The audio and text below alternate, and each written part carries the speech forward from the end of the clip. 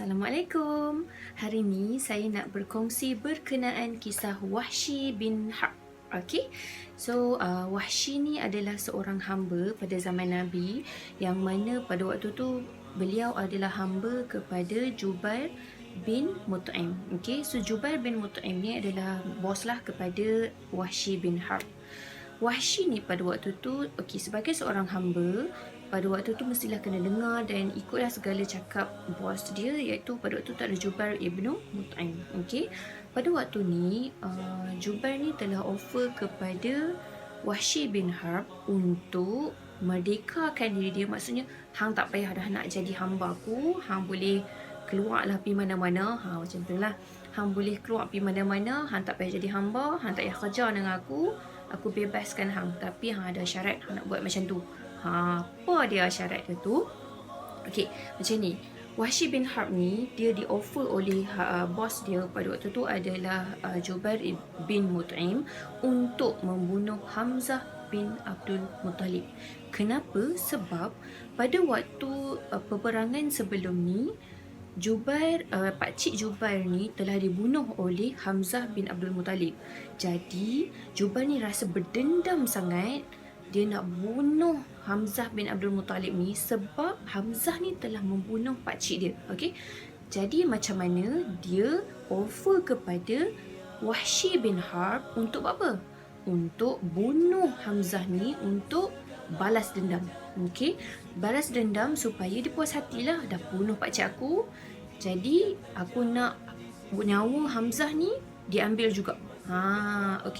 Jadi Wahsy ni pun, betul ke kau ni akan bebaskan aku? Wahsy tu tanya.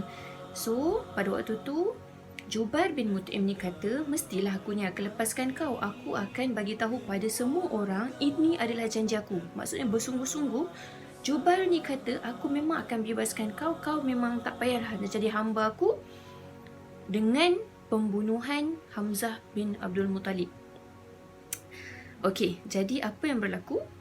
Wahsy bin Harb ni pun, masa peperangan Uhud berlaku, Wahsy ni adalah seorang perejam lembing yang paling tepat. Maksudnya dia memang terror lah. Kalau macam kita ni, kalau tembak je memang kena. Tapi pada waktu tu tak ada lagi pistol kan, jadi merejam lembing. So Wahsy ni pun ambillah lembing dia dan bersiap sedia untuk merejam Hamzah sewaktu peperangan Uhud. Pada waktu tu, Hamzah bin Abdul Muttalib sedang berperang dengan sangat hebat. Hamzah ni memang seorang sahabat Nabi yang berperang dengan sangat hebat ketika peperangan dalam Islam berlaku. Jadi apa yang berlaku adalah Wahsy bin Harb ni pun apa lagi? Dia cari ke mana Hamzah bin Abdul Muttalib. So dia bersiap sedia untuk merejam. Pada waktu tu ada Hindun, isteri kepada pada waktu tu ada Hindun yang mana isteri kepada Abu Sufyan. Dia nampaklah Wahsy ni sedang macam mencari-cari, nak buat apa tu. Sebab Hindun ni tahu sebenarnya Wahsy ni telah di-offer untuk membunuh Hamzah bin Abdul Muttalib. Jadi pada waktu peperangan Uhud ni matilah Hamzah bin Abdul Muttalib akibat direjam oleh Wahsy bin Harb ni. So pada selepas daripada kematian Hamzah bin Abdul Muttalib ni, Wahsy ni sangat takut. Sebab apa? Selepas peperangan Uhud, perkembangan Islam ni sangat hebat. Jadi apa yang berlaku adalah Wahsy ni sangat takut sebab alamak, dia dah bunuh Hamzah bin Abdul Muttalib dan dia tahu Hamzah bin Abdul Muttalib ni adalah sepupu kepada Nabi Muhammad SAW. Jadi apa yang berlaku? Wahsy ni larilah ke Syam, ke Yaman, sebab takutlah. Sehinggalah ada seorang hamba Allah ni kata, ya Allah, kesiannya engkau wahai Wahsy. Sebab apa? Sebab dia tahu Wahsy ni takut, mestilah Rasulullah marah. Sebab dia takut Rasulullah marah sebab telah membunuh sepupu Nabi Muhammad, iaitu Hamzah bin Abdul Muttalib. Jadi selepas hamba Allah ni kata, biar aku tolong, macam tu. So pergilah Wahsy ni kepada Rasulullah, pergi kepada Rasulullah. Dan sewaktu tu Rasulullah dekat Yathrib, iaitu Madinah lah. Kota Yathrib, kota Madinah, di masjid dekat Madinah. Jadi Wahsy ni datang dan dia mengucap syahadah kuat-kuat, asyhadu an la ilaha illallah wa asyhadu anna Muhammadar Rasulullah. Selepas mengucap tu, Rasulullah pun berpaling dan melihat di situ adalah Wahsy bin Harb. So Rasulullah pun tanya, adakah engkau itu wahai Wahsy? Rasulullah tahulah Hamzah bin Abdul Muttalib ini telah dibunuh oleh Wahsy. Jadi beliau ataupun baginda ni memang kenal Wahsy.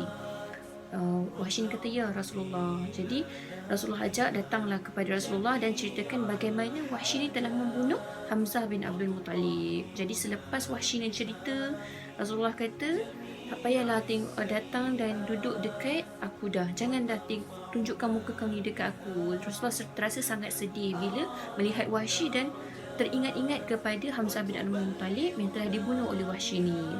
Sedihlah Wahsy ni kan, sebabnya Rasulullah kata jauhlahkan diri dia daripada Rasulullah. Jangan dah duduk nampak lah. Maksudnya Wahsy ni, kau jangan nampakkan muka kau ni dekat depan Nabi.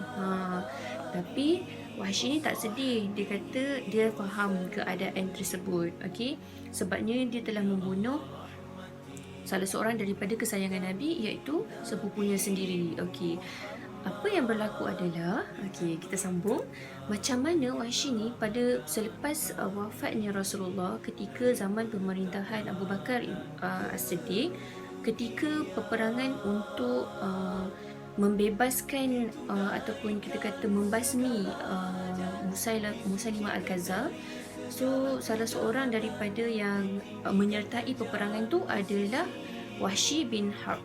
Wahsy ni telah mencabar dirinya untuk membunuh Musailimah Al-Kadzdzab ni. So apa yang berlaku adalah akhirnya pada waktu peperangan untuk membasmi Musailimah Al-Kadzdzab ni, Wahsy bin Harb ni telah membunuh Musailimah dan dia katalah, ini adalah peluang aku untuk menebus kembali apa yang telah aku lakukan sebelum ini. So macam itulah kisah Wahsy bin Harb ni, macam mana beliau ni menebus balik apa yang telah dilakukan sewaktu beliau belum memeluk agama Islam. So apa yang kita boleh belajar daripada kisah Wahsy bin Harb ni, satu adalah sewaktu beliau masih lagi belum memeluk agama Islam, beliau adalah memang seorang yang berani dan ada skills. Apa dia skills yang Wahsy bin Harb ni ada adalah pandai rejam lembing. So dalam ilmu senjata ataupun ilmu peperangan, dia ada ilmu lah, walaupun pada waktu tu dia hanyalah seorang hamba. So apa-apa pun yang kita kata skills yang kita nak mahir, mestilah praktis dan memang rajin untuk sentiasa lakukan. So samalah macam kita, untuk kita dapatkan sesuatu skills yang bagus tu mesti praktis dan selalu buat.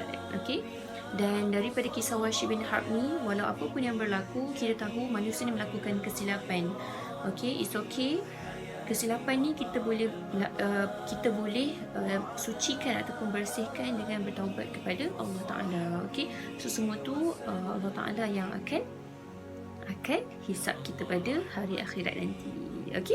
Jadi kita akan bertemu lagi dalam kisah-kisah sahabat dan kisah-kisah hero dalam Islam pada episod yang akan datang. Alright, Assalamualaikum, jumpa lagi.